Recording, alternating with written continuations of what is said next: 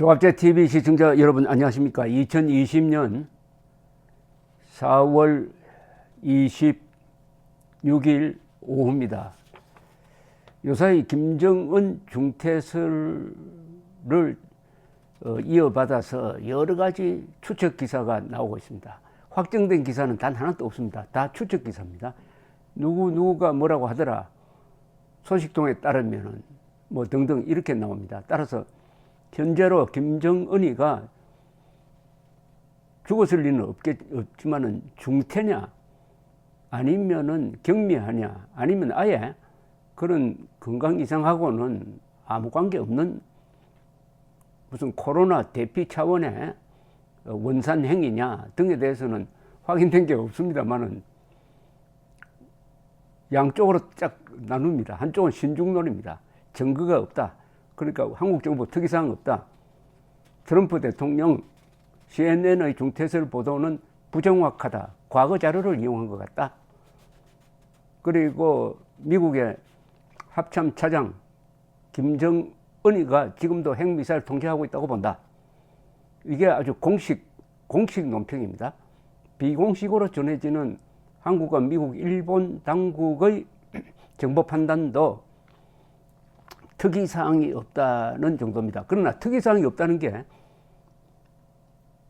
김정은이가 생생하다는 뜻은 또 아니에요. 거기에 대한 확정적 정보도 없다. 그러니까 김정은의 건강 상태에 대한 확정된 정보는 없는데 특이사항이 없는 걸 보니까 중태라든지 뭐 사망일보 직전이라든지 그 정도로 급한 것은 아닌 듯하다는 뉘앙스죠. 확실한 정보 하나는 우리 정부에서 흘린 건데요. 김정은이가 평양을 떠나서 어디 다른 지방에 가 있다. 그 다른 지방이 원산이다 해가지고 또 인공위성 사진을 가지고 해독하는 사람도 지금 나타났습니다. 그럼 왜 원산에 갔느냐? 측근들이 코로나에 걸려가지고 피해갔다, 뭐 이런 붙은 해석입니다. 또 하나는 함남 선덕에 있는 미사일 발사장에 지금 미사일 발사대가 설치되고 거기에 참관 시설이 만들어졌다. 그러면 김정은이가 극적으로 오늘이나 내일 새벽이나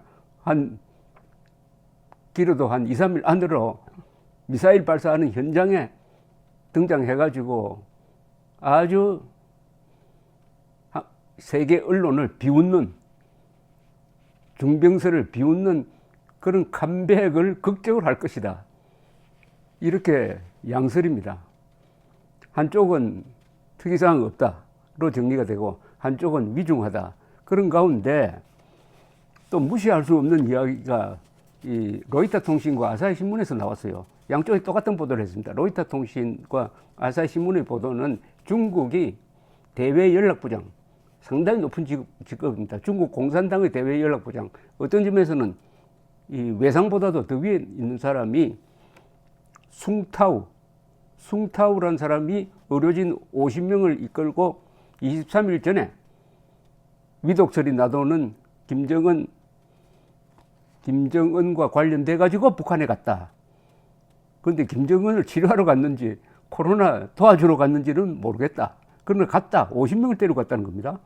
그것도 오늘 아사히신문 보도에 따르면 구체적입니다. 301병원, 중국 최고 수준의 의료기관인 301병원, 인민해방군 총의원, 의료진 50명과 함께 23일 이전에 방북했다 하는 것이 아사히신문의 보도입니다.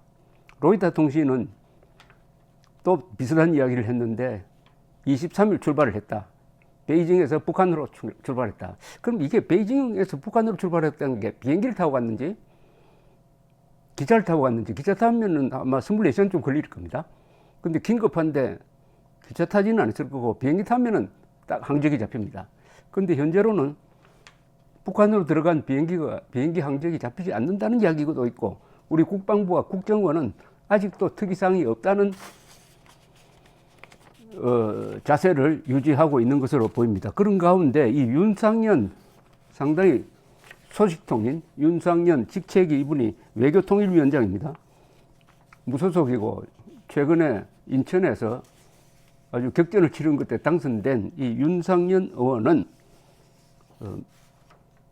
CNN 보도 직후부터 이상설이 있다라고 하더니 오늘 또 신변 이상설에 대해서 이런 이야기를 했습니다. 엄청나게 위중한 상태일 것이다. 조선닷컴과의 보도입니다. 통화를 통해서 그렇습니다. 여러 가지 상황 증거로 추정한다. 그리고 정부가 이렇게 상태 확인을 안 해준 적이 없다. 중국인 의사가 입국했다는 외신 등을 보면은 북한 내에 무슨 일이 생겼다고 볼 수 있다. 라고 이야기를 하면서 내일 오전 10시 국회에서 긴급 전문가 간담회를 열 예정이라고 했습니다. 국회 외교통일위원회가 김용현 전 국방부 합동참모본부 작전부분장, 유동열 자유민주연구원장, 이용준 전 외교통상부 차관보, 태영호 미래통합당 당선자, 이 다 북한 전문가들입니다. 아주 흥미로운 토론이, 전망이, 분석이 이루어질 것으로 보입니다. 여기에 등장하는 이 태영호 씨는 어떤 자세냐 하면은 김정은 건강 이상설에 대해서는 외부에서 직접 알 방법이 없다는 겁니다.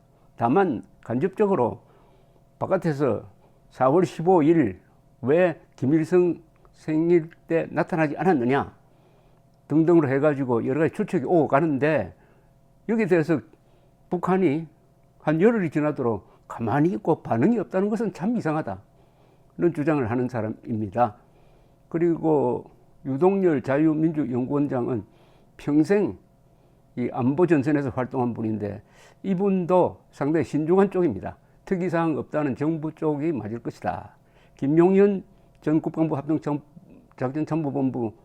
합동참모본부 작전본부장 의견은 제가 잘 알지 못하겠고, 이용준 전 외교통상부 차관보도 북한 문제를 실무적으로 다뤘던 분들입니다. 자, 이렇게 해서 아주 흥미진진하게 지금 흘러가고 있습니다. 북한에 대한 관심이 점점 쏠리고 있습니다. 어느 쪽이 맞느냐 이 차원은 아니에요. 한쪽은 모르겠다는 겁니다. 이건 알 수 없는데 특이사항 없다는 이 한국과 미국과 일본의 공식적인 견해가 맞지 않겠느냐는 쪽입니다.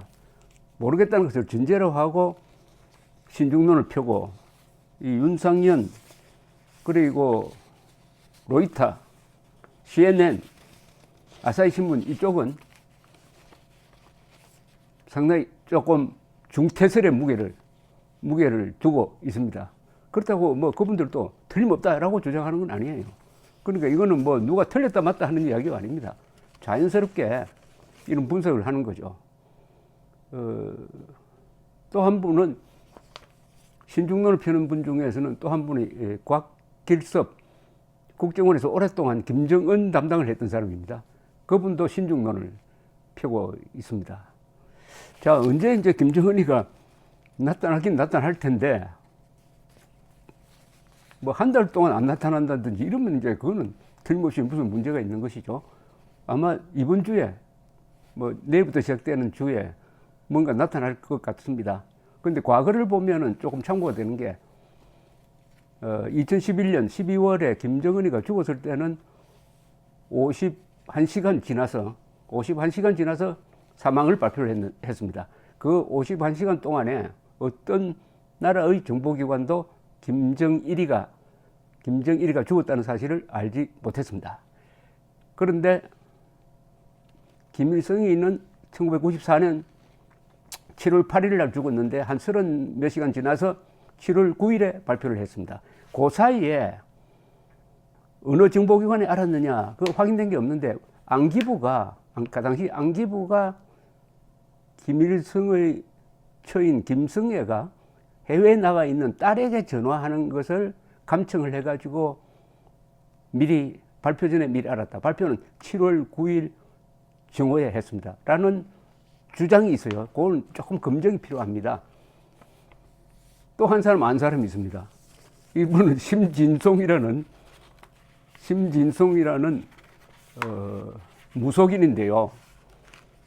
월간조선과 몇 달 전에 인터뷰를 했는데, 사주팔자를 보니까 김일성의 사주팔자를 들이대니까, 이 김일성이라는 이야기 하지 않고 생일을 들이대니까, 이 사람은 5월 아니면 6월에 죽는다라고 예언을 했습니다. 그 5월, 6월은 음력입니다. 음력. 가장 정확하게 맞췄습니다. 왜냐하면 김일성이가 죽은 날이 5월 30일이거든요. 음력으로 5월 30일, 7월 8일. 발표한 날은 6월 1일, 음력으로 6월 1일. 그리고 양력으로는 7월 9일이었으니까 5월 아니면 6월에 죽는다 했으니까 아주 정확하게 맞춰가지고 아주 화제가 됐던 적이 있습니다. 어떻게 맞췄냐고 물어보니까 자기는 사명대사를 믿는데 사명대사가 시키는 대로 기자한테 이야기했다고 합니다. 5월 아니면 6월에 죽는다는 그 기사는 그해 1994년 5월로 월간조선에 딱 실렸습니다. 그러니까 확실히 정확하게 맞췄다는 게 증명이 된 셈이죠. 그러나 그 뒤에 이분이 유명해지고 정치적 상황에 대해서 누가 뭐 대통령이 될 거라는 이런 예언을 하기도 했는데 그것은 맞지 않았습니다. 감사합니다.